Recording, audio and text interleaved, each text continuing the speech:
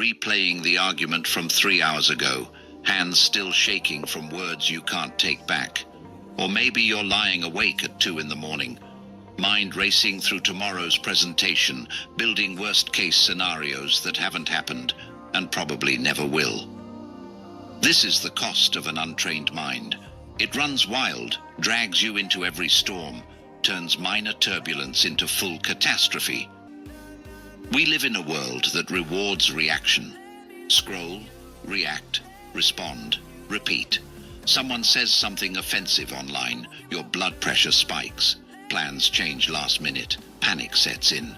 The future feels uncertain. Anxiety becomes your constant companion.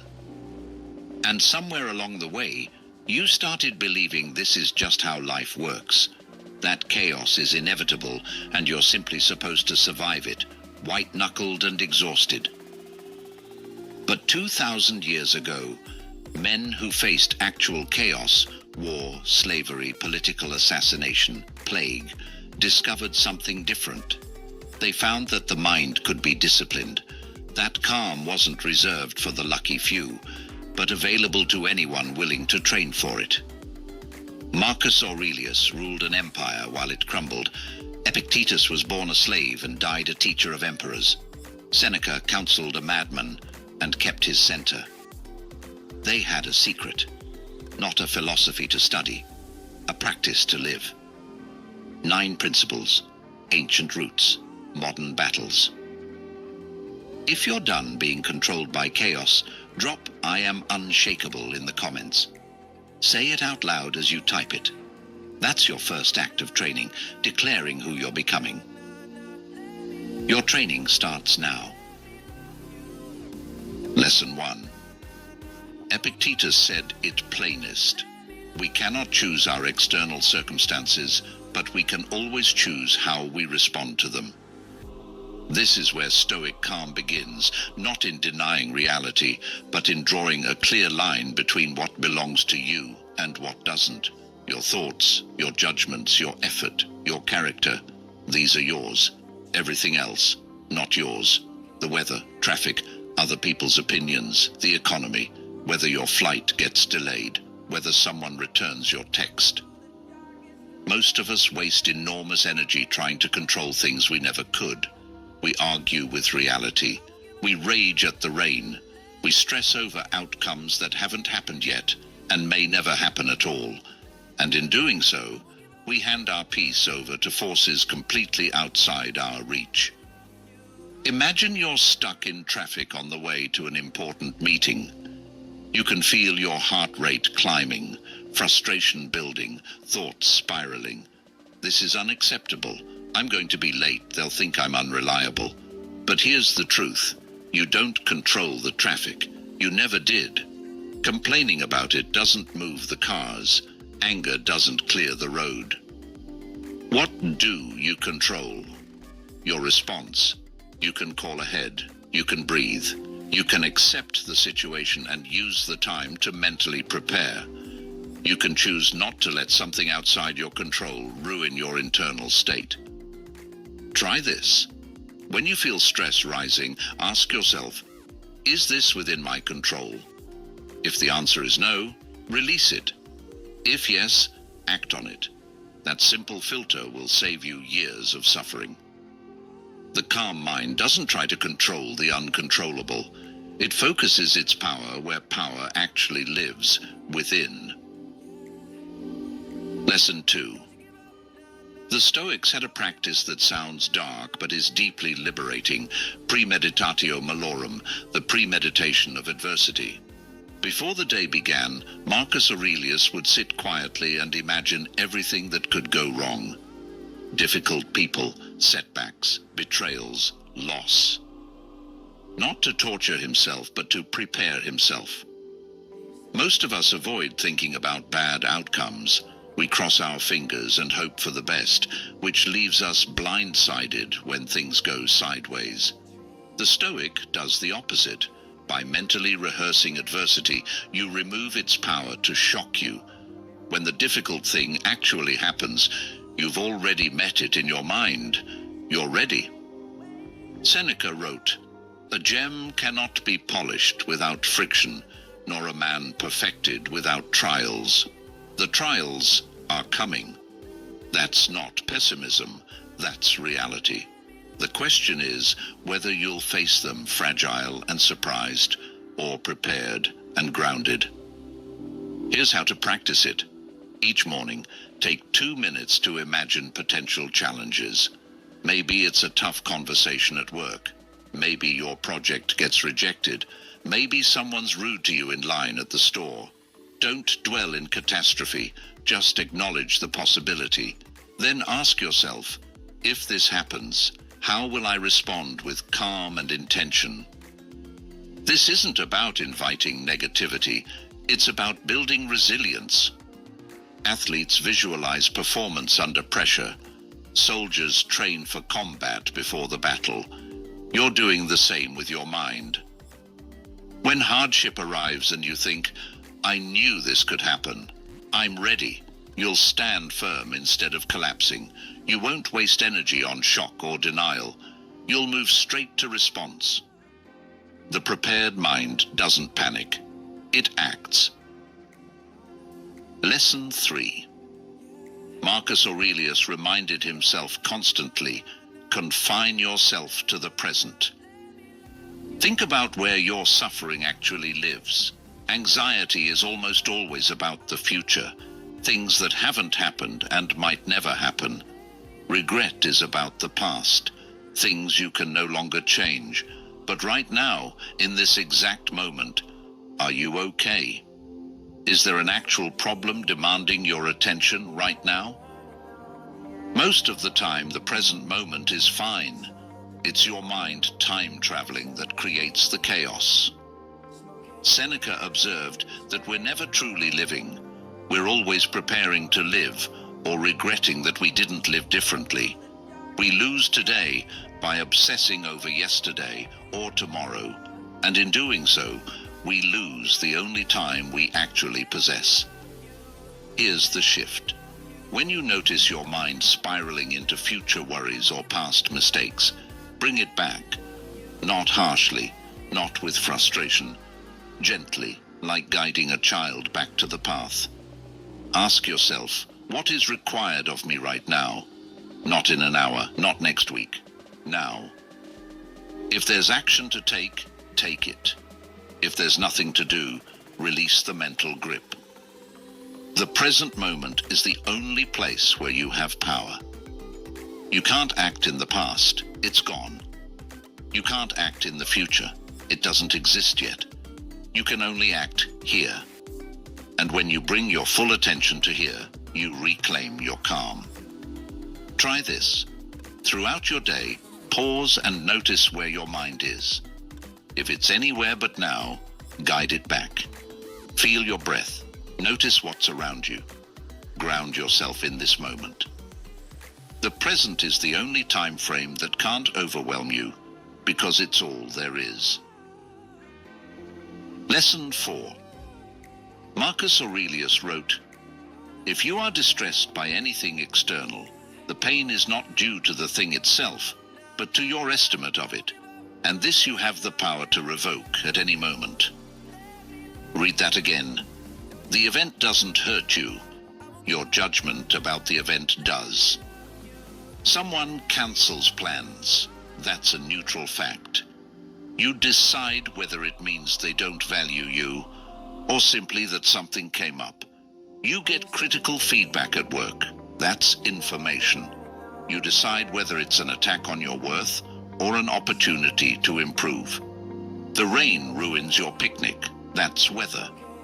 You decide whether it's a disaster or a chance to adapt and find a different kind of day. We walk through life assigning meaning to everything, often without realizing we're doing it. And those meanings, not the events themselves, create our emotional experience. James Stockdale, a Navy pilot shot down over Vietnam, spent over 7 years as a prisoner of war. He survived torture and isolation by applying Epictetus's teachings. He realized he couldn't control his captors, the conditions, or his release. But he could control how he interpreted his suffering. He chose to see it as a test, not a tragedy. That choice kept him sane when others broke. You have the same power in smaller battles. When something happens, pause before you react. Ask yourself, what story am I telling about this? Is it true? Is it helpful? What else could this mean? The event is just data. Your judgment turns it into suffering or strength. Don't let your automatic thoughts run the show. Question them, revise them. Choose interpretations that serve your peace, not your panic. Calm begins with conscious interpretation. Lesson 5. Seneca practiced something radical. He would occasionally live like a poor man. He'd sleep on a hard floor, eat plain food, wear simple clothes. Why? To prove to himself that poverty, the thing most people feared, wasn't actually that terrible. And in doing so, he stripped fear of its power. The principle: a gem cannot be polished without friction, nor a man perfected without trials. If you only train in comfort, you'll shatter under pressure. But if you voluntarily introduce discomfort into your life, you build resilience before you need it. When real hardship arrives, you're not fragile, you're ready. This is why some people take cold showers, fast periodically, wake up early, exercise when they don't feel like it. Not because they enjoy suffering, but because they're training. They're teaching their nervous system that discomfort isn't dangerous, that they can handle hard things, that they don't need everything to be easy in order to be okay.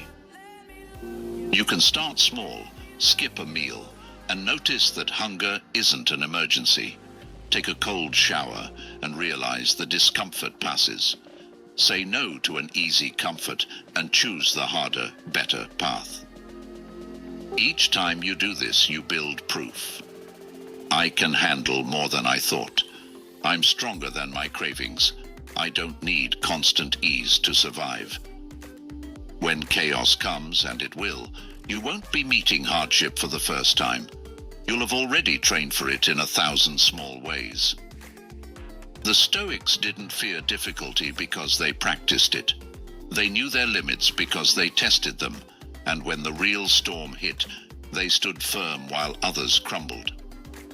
Train in comfort, break in chaos, or train in discomfort, and stand unshaken when it matters most. Lesson 6. Marcus Aurelius, Emperor of Rome, would practice what's now called the view from above. He would imagine himself rising up, over his city, over his empire, over the earth itself, until his problems looked impossibly small.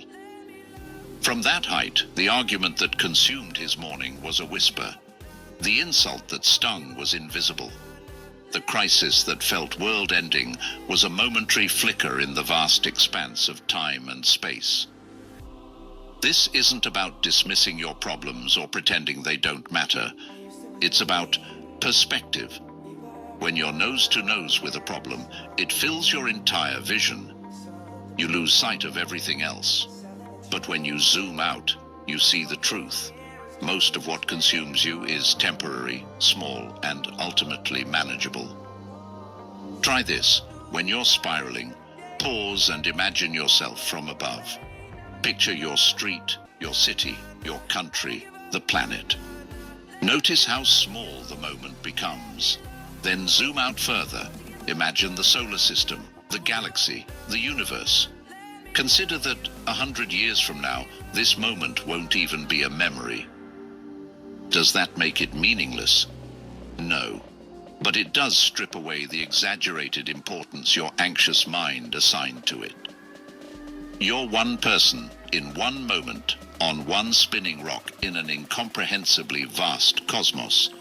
That fact can either terrify you or free you. The Stoics chose freedom.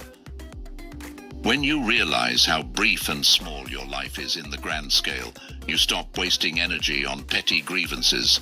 You stop letting minor frustrations steal your peace.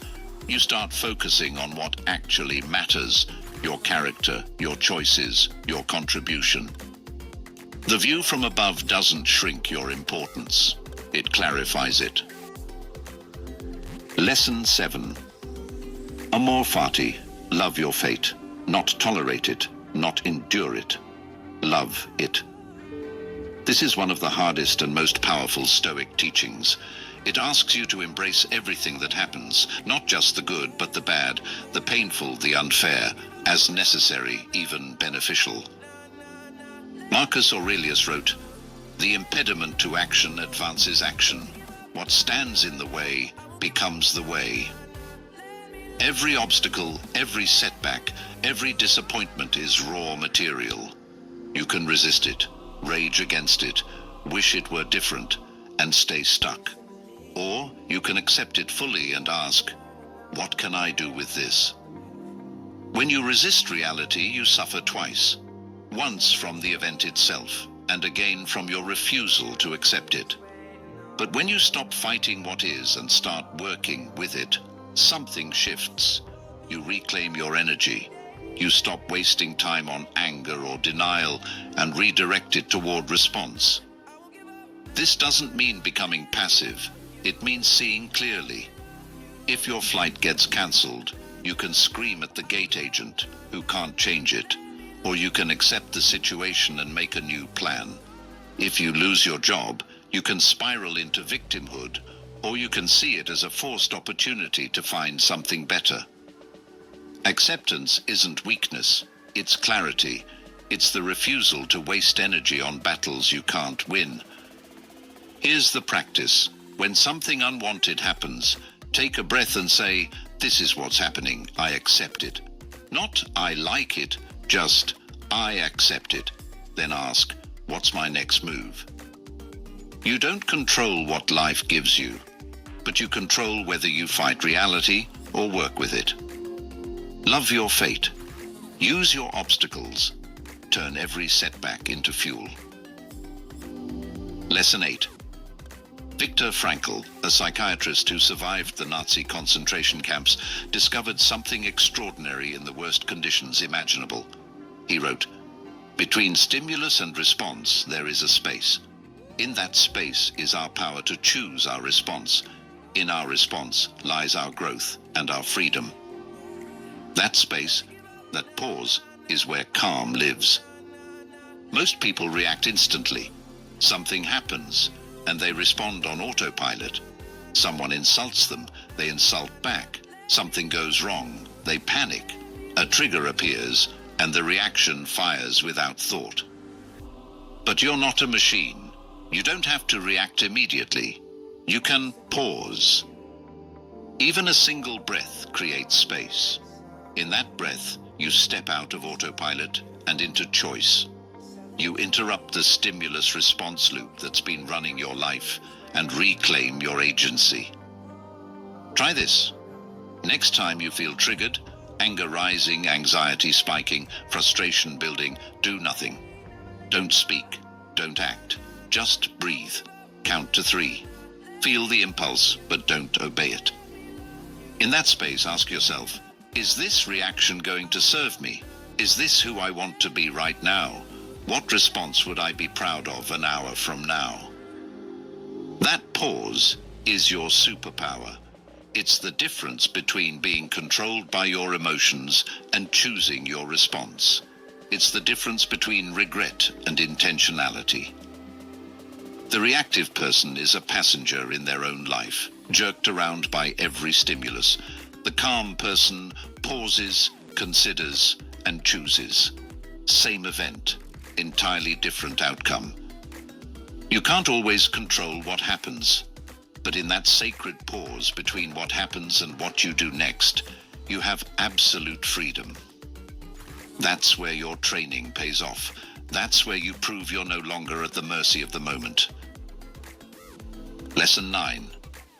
You don't become calm by reading about it once. You become calm by training every single day. Seneca had a practice. Every evening, he reviewed his day.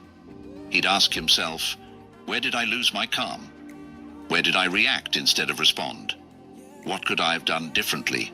Not to punish himself, but to learn, to refine, to get better. The Stoics understood what modern neuroscience confirms. You are what you repeatedly do. Your mind is like a muscle. If you practice reactivity, you get better at reacting. If you practice calm, you get better at staying centered. Think of an athlete. They don't train once and expect to perform in the championship. They train daily in small repetitions, building muscle memories so that when the pressure comes, their body knows what to do without thinking. Your mind works the same way. Every moment of frustration is a training opportunity. Every time you pause instead of reacting, you're building the neural pathway of calm. Every time you question a judgment, accept reality, or focus on what you control, you're strengthening that muscle. Here's your daily practice. At the end of each day, take 5 minutes. Reflect on the moments you lost your center. Don't judge yourself harshly, just notice. Then imagine how you'll handle it differently next time. Visualize yourself pausing, choosing, responding with intention. Do this every day, not perfectly, just consistently. Over weeks and months, you'll notice something remarkable. The things that used to hijack you stop having the same power. The triggers lose their grip. You become harder to shake, steadier under pressure, calmer in chaos. Not because you're special, because you trained. Calm is built in repetition, one breath, one pause, one choice at a time. The trained mind. You started this video reactive. Maybe you didn't realize it, but every frustration, every spiral, every moment you felt controlled by circumstances, that was a reactive state. Now you have the blueprint. You know the dichotomy of control, where your power lives and where it doesn't. You know how to prepare your mind for adversity before it strikes.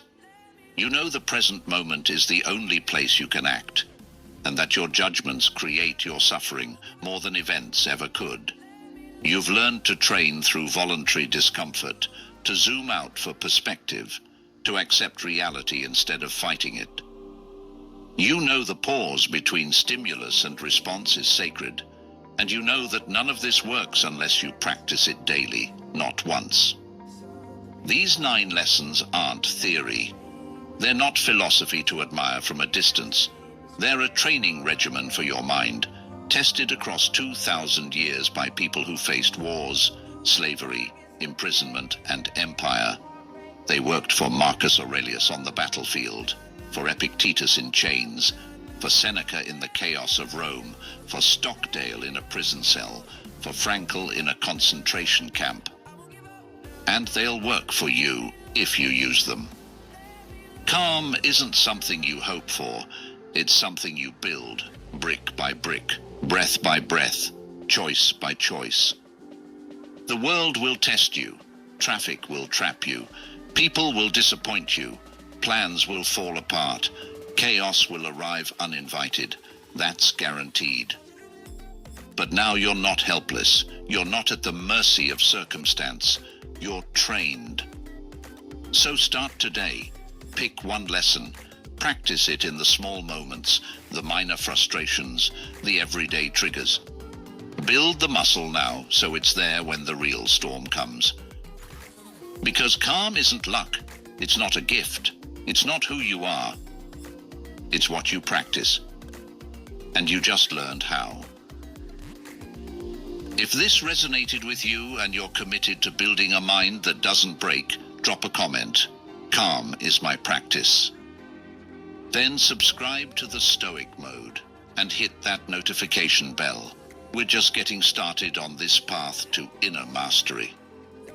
The world will test you, but now you're ready. Thank you for listening.